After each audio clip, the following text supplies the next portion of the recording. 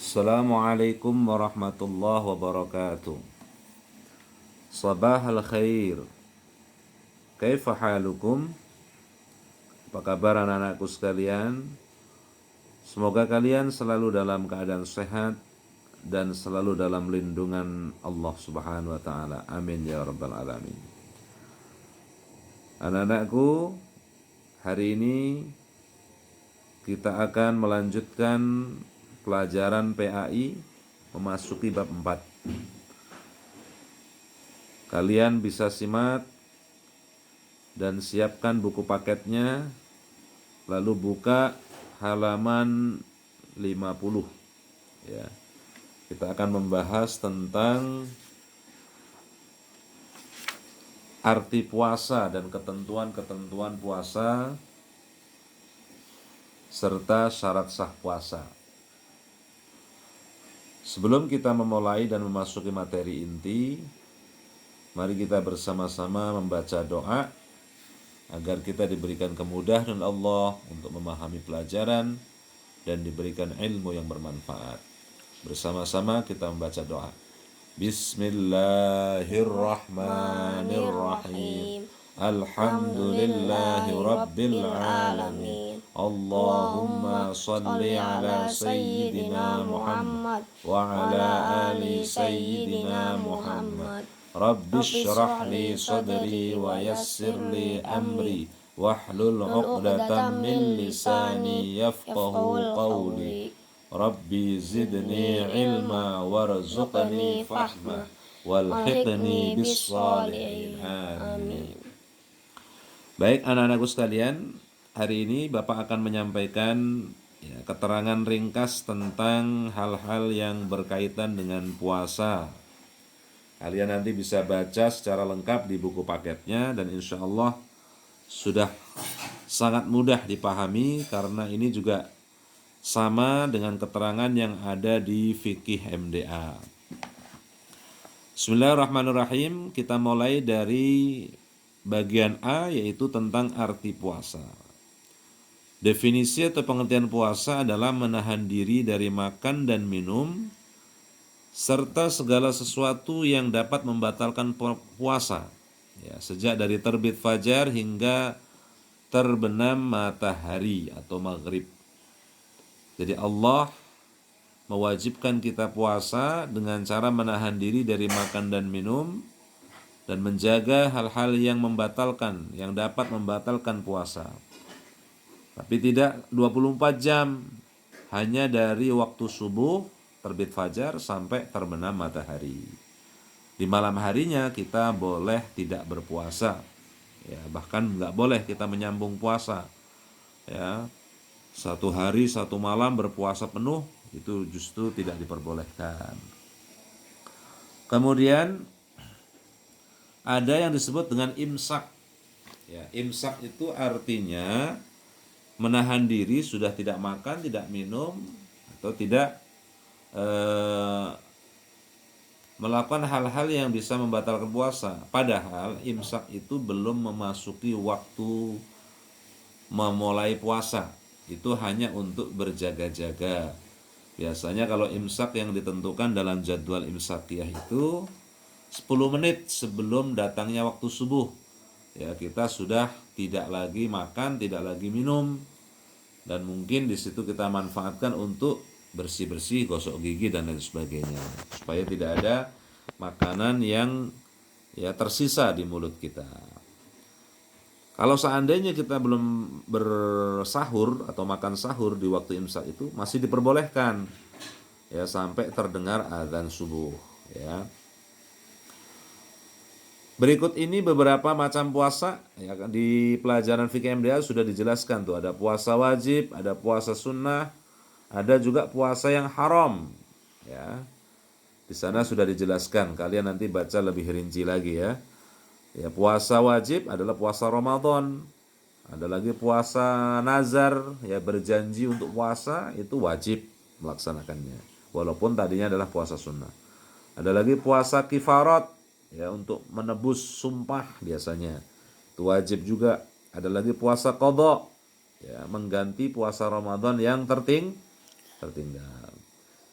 Kemudian puasa sunnah banyak sekali macamnya. Ada puasa Senin Kamis, ada puasa 6 hari bulan Syawal, puasa hari Arafah tanggal 9 Zulhijjah, puasa 10 Muharram.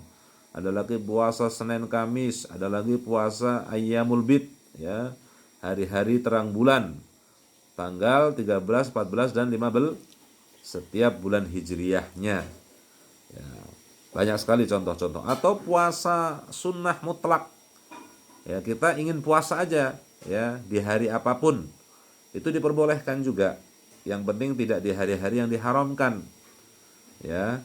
Atau di hari Jumat sendirian itu juga tidak dibolehkan puasa. Harus disambung dengan sebelumnya atau setelahnya. Yang ketiga ada puasa haram. Yaitu puasa yang tidak boleh dilakukan. Jika kita melakukannya justru malah mendapatkan dosa. Padahal pahala puasa sangat besar. Tidak ada yang membalas pahala puasa itu kecuali Allah Subhanahu wa taala langsung. Bahkan kadarnya tidak diberitahukan. Saking mulia dan hebatnya ibadah puasa. Nah, di situ dijelaskan puasa yang haram ada tanggal 1 Syawal pas lebaran Idul Fitri. Ada lagi Idul Adha tanggal 10 Zulhijjah. Ditambah lagi puasa pada hari tasyrik itu 11, 12, 13 Zulhijjah. Jadi 3 hari setelah hari raya Idul Adha itu masih haram berpuasa. Ya, di fikih MDA kemarin dijelaskan ayyamu tasyrik, ayyamu aklin wa syurbin wa dzikrillah. Ya, hari tasyrik itu adalah hari-hari berzikir kepada Allah dan hari-hari makan dan minum. Jadi tidak boleh puasa. Ketentuan puasa Ramadan, ya, puasa Ramadan merupakan satu rukun Islam, yaitu rukun yang ketiga. Melaksanakannya merupakan kewajiban berdasarkan firman Allah dalam surah Al-Baqarah ayat 183 yang berbunyi, A'udzubillahi minasyaitonirrajim, ya ayyuhalladzina amanu kutiba alaikumussyiyam kama kutiba alal ladzina min qablikum la'allakum tattaqun.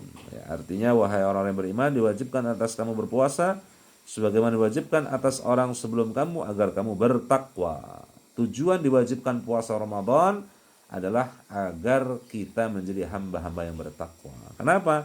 Karena puasa mengajarkan kita menjadi hamba yang bertakwa. Karena pondasi takwa yang pertama adalah berlatih jujur, dan puasa mengajarkan kejujuran. Ya, antara orang yang berpuasa dengan Allah, disitulah ya dia harus melakukan kejujurannya.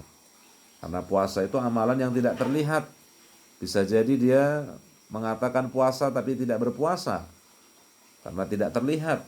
Tapi Maha melihat, Allah Maha melihat apa yang dia lakukan, apa yang dia ucapkan.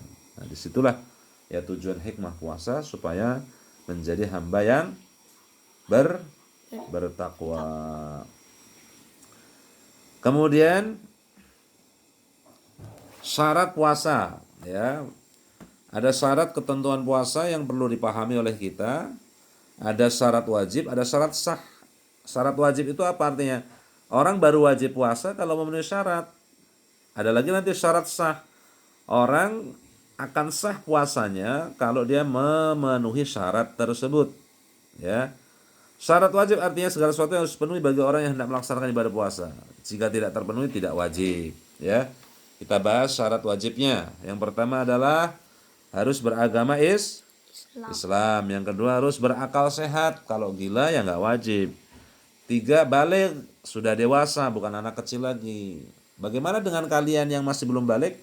Kalian sudah diwajibkan belajar puasa. Ya. Jadi wajib latihan. Karena kalau tidak latihan nanti kalian tidak terbiasa puasa. Akhirnya begitu sudah balik tidak bisa puasa karena tidak terlatih. Ya.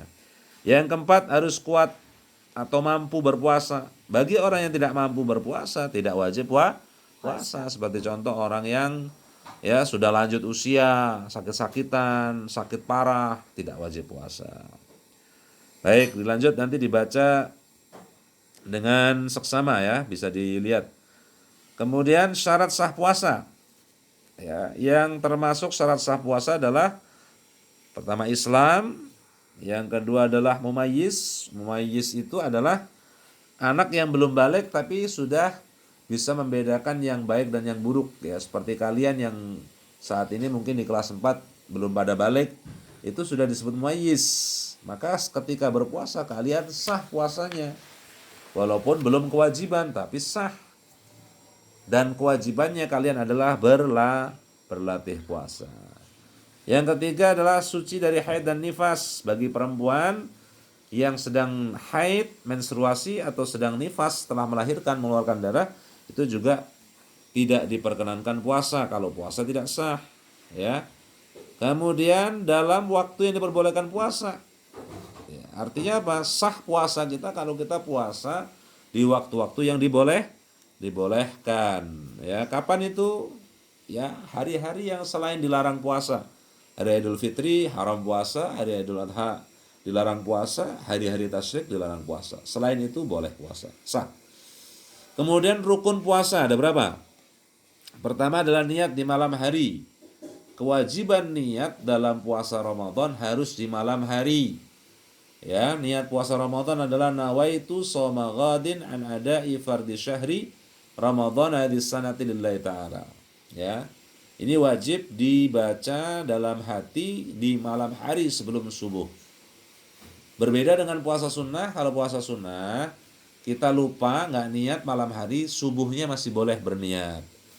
Oh, saya mau puasa hari Senin atau hari Kamis, lupa tidak niat, maka habis subuh masih boleh.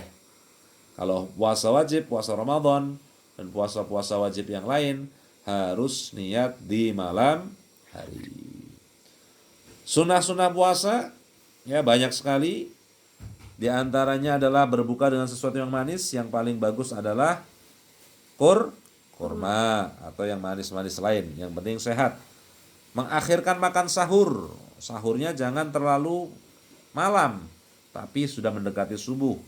Biar kita lebih kuat menahan puasa, menahan lapar di puasa. Kemudian melaksanakan sholat tarawih. Kemudian juga menyegarakan buka puasa. Ya. Jadi kalau sahurnya diakhirkan, kalau bukanya disegerakan. Salat witir, tadarus Quran, memperbanyak amal kebajikan di bulan Ramadan. Ya, itu banyak sekali ya, kalian bisa baca sendiri di buku paketnya. Kemudian yang membatalkan puasa, ya perlu diperhatikan biar kalian tidak terjerumus dalam hal-hal ini. Kalau kalian masuk dalam hal-hal ini, maka batal puasa kalian. Pertama, makan minum sengaja. Ya, kalau tidak sengaja atau lupa sama sekali, maka sah puasanya, tetap bisa dilanjutkan. Tapi bukan pura-pura lupa. Kemudian muntah yang disengaja. Ya, contohnya memainkan tenggorokan kita dengan telunjuk jari sehingga sampai kita mual muntah.